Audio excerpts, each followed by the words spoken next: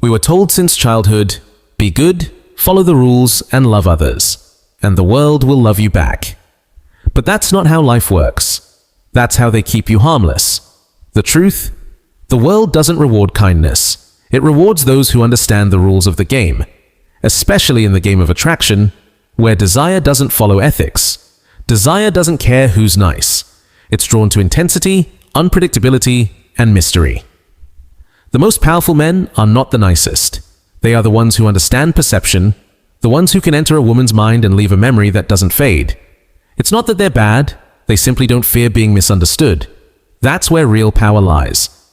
Machiavelli never wrote a book about seduction, but his brutal philosophy on power fits perfectly. Because when desire is at play, the rules change. It's not the nobleman who wins, it's the strategic one. In this video, I'll show you how to spark attraction through mystery. I'll teach you how to become the man who doesn't need to beg, because he's desired before he even speaks. And to do that, you must understand the 5 Machiavellian principles of magnetic masculinity. But first, hear this clearly. If you stay predictable, if you keep trying to please everyone, if you give too much too soon, you will stay invisible. Desire doesn't grow from your availability, it grows from selective inaccessibility. Principle 1. Selective attention. Give deep, intense attention, but only at times. Make her feel like you chose her from the rest. Let your eyes speak quiet desire. Make her feel watched, wanted, special. Then suddenly, step back. Don't explain. Don't justify, just disappear. Because attachment doesn't grow from affection, it grows from absence. She won't obsess over what you gave, she'll obsess over what you took away. That's how emotional addiction starts. And if you learn to control this, you can create real attraction. Yes, it sounds manipulative, but this isn't a fairy tale. This is real-world seduction. The most attractive men aren't the most handsome. They are the ones who disappear at the right moment. Not when she expects it, not when it's too late, but right when she begins to imagine a future with you. That sudden cut, that unexpected silence, it breaks her expectations. And in that break, obsession is born. Now you're in her mind, but not in her life. That's where the game starts.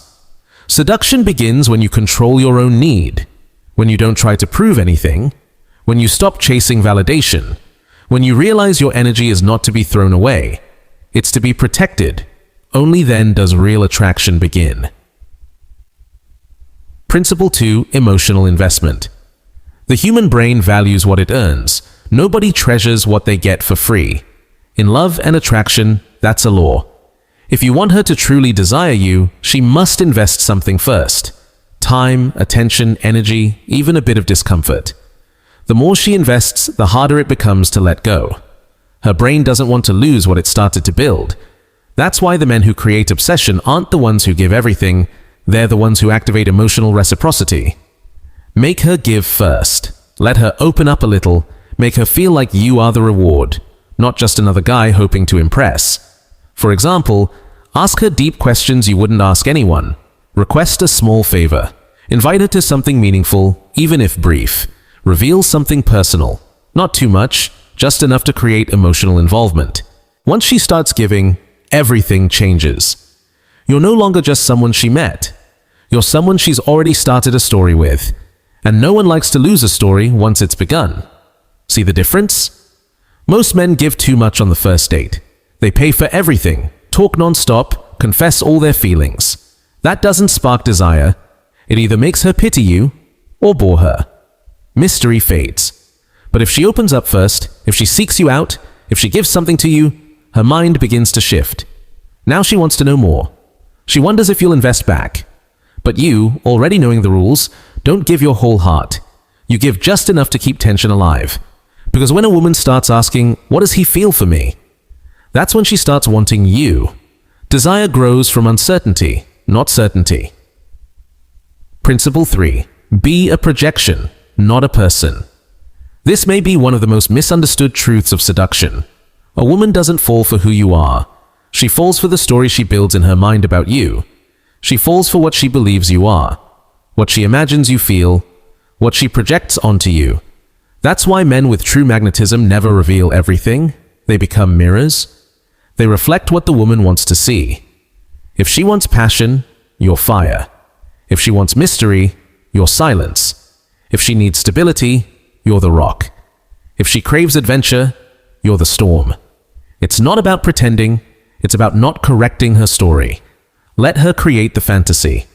And once she does, she doesn't see the real you. She sees the version of you she needs. That's the secret of irresistible men.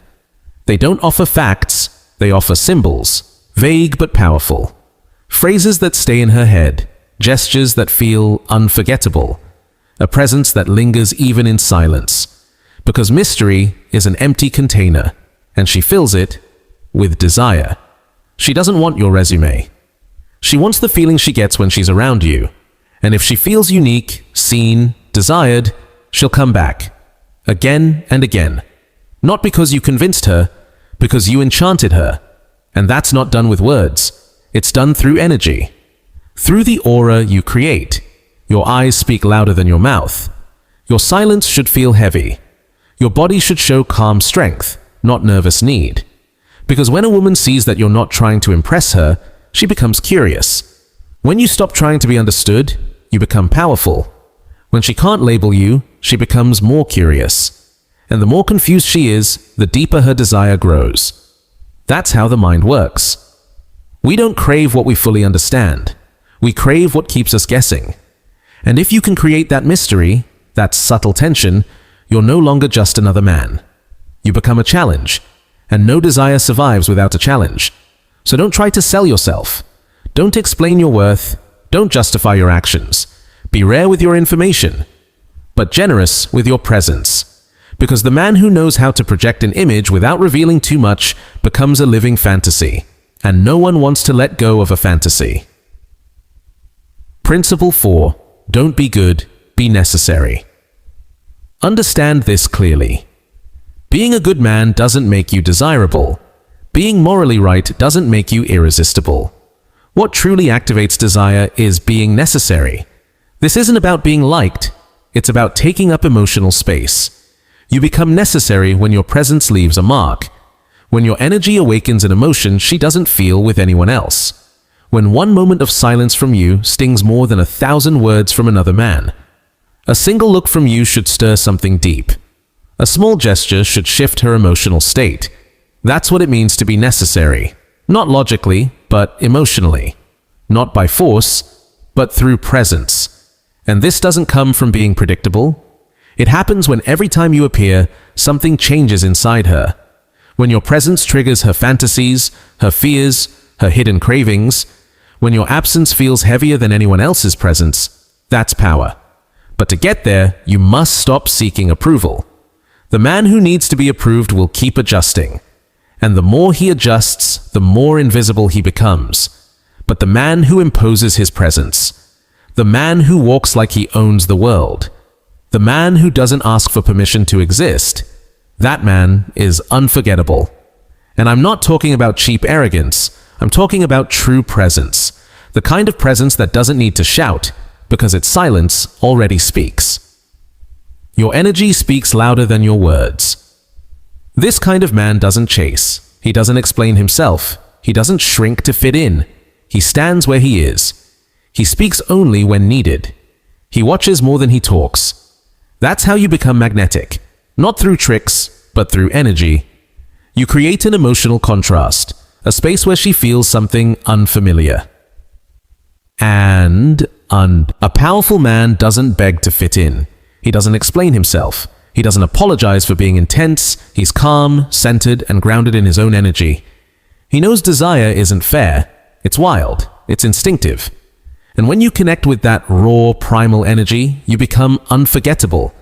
You become the thought that lingers in her mind at night, the comparison she makes with other men, the one she can't replace.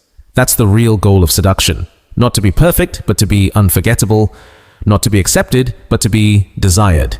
Not to be nice, but to be magnetic. And to get there, you have to stop chasing approval. You have to stop begging for love. You have to stop acting like her attention is your only validation. Real attraction begins when you no longer seek it. When you know you are already enough. When you realize you don't need permission to be powerful. Your energy is enough. Your presence is enough. And your silence, when used wisely, speaks louder than words. If you want to master this game, become an emotional necessity. But before that, become irreplaceable to yourself. Principle 5. The power of walking away. Now we come to the most dangerous principle of all, the one very few men dare to use, the art of walking away with power.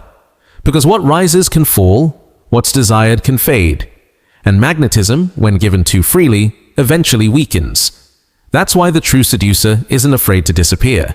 He isn't scared of silence or being forgotten, because he knows, when done strategically, leaving is more powerful than 1,000 promises. Here's the truth. The biggest mistake men make is staying after they've already won. They try to hold on to what they've gained by being overly affectionate, constantly available, and emotionally obedient. But that kills desire. Desire doesn't want routine. It wants risk, uncertainty, and tension. If you're always available, if she doesn't need to imagine or guess anything about you, then the fire dies. What remains is security, and security alone doesn't excite. If you want to truly dominate, learn to leave. Leave when she still wants more, when there are still questions in her mind, when the fantasy is still alive. That moment of absence, full of unanswered emotion, is where true, lasting desire is planted. Not when you're present, but when she realizes what she feels in your absence. That's when she compares. That's when she remembers. That's when she feels that no one else matches your energy. Your silence haunts her. Your absence speaks louder than any man's presence. But this only works if you have the strength to leave, without fear. Don't beg, don't chase. Disappear with impact. You must not rely on easy validation. You must break the pattern, because it's breaking the pattern that makes you unpredictable. And unpredictability is addictive. But this isn't about ego. It's about walking away with purpose, creating space for her to seek you. And if she doesn't, that's fine, because you're not here to chase, you're here to be chosen. And if you're not chosen, you vanish, like a storm, sudden, unapologetic, unforgettable.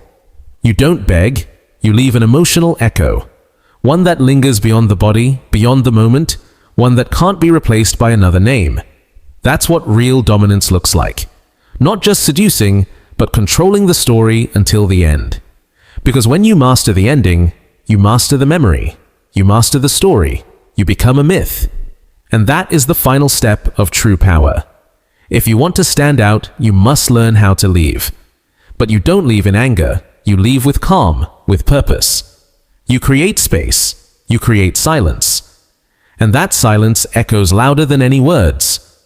This only works if you have the strength to walk away without fear, if you don't fall for easy validation, if you can break the pattern. Because breaking the pattern makes you unpredictable, and unpredictability is addictive. This isn't about disappearing for ego, it's about leaving with intention. You create distance not to hurt her, but to give her space to feel your absence. And if she doesn't look for you, that's fine. Because you're not here to chase, you're here to be chosen. And if you're not chosen, you disappear like a storm. No warning, no begging, just presence, impact, and silence. That's when you leave a mark, a deep emotional echo that cannot be replaced with someone else. That's mastery, not just seduction, but control of the narrative.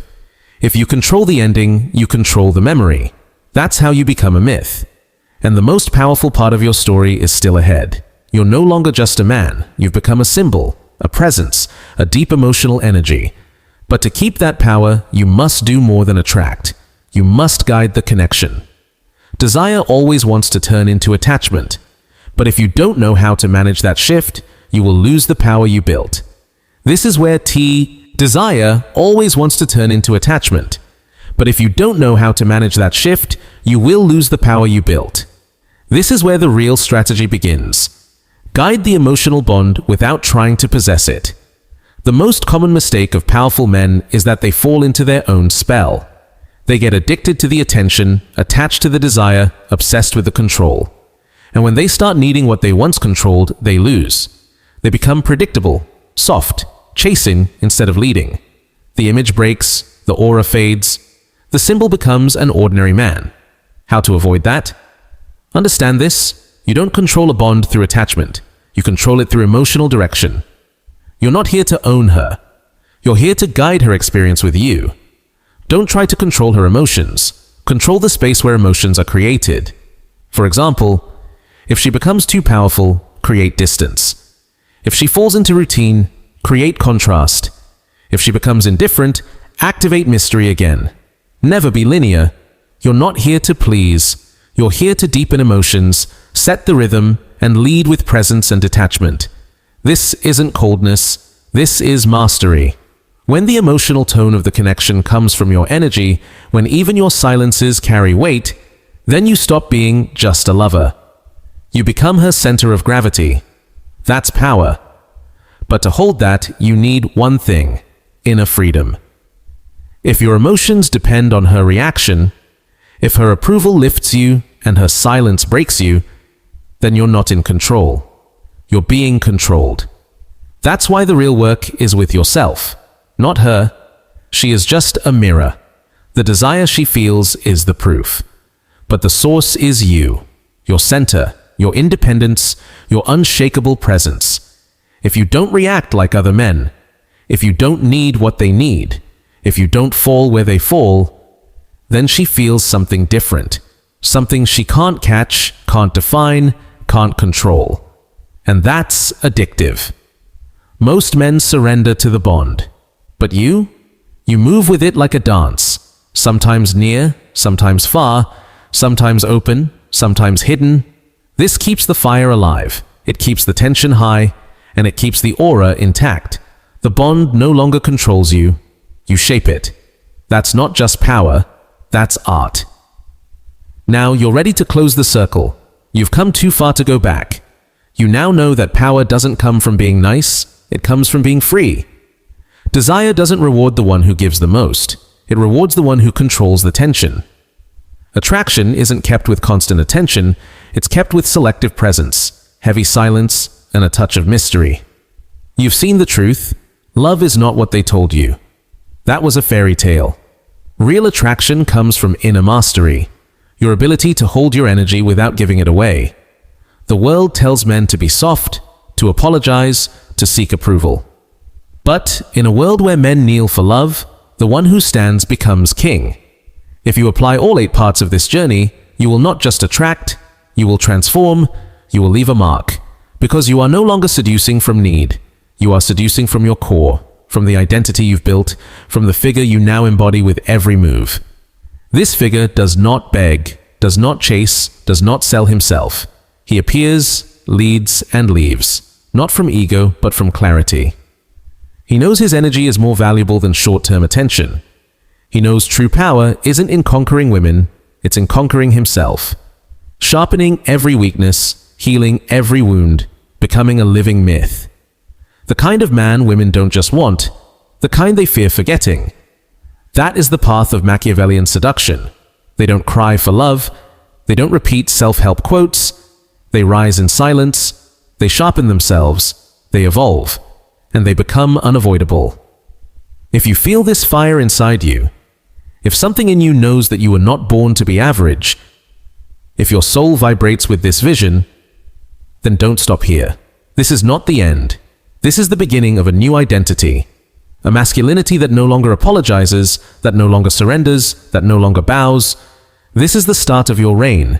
This is your path, your law, your way, and you're not alone. This is a movement, a radical vision, where men stop begging for love and start creating desire. They don't try to be good, they become necessary, magnetic, mysterious. If you want more strategies, more rituals, more principles to build your aura, your presence, your myth, subscribe and follow. Because what comes next is even darker, more intense, and more real. Welcome to Machiavellian Seduction. Your reign begins now.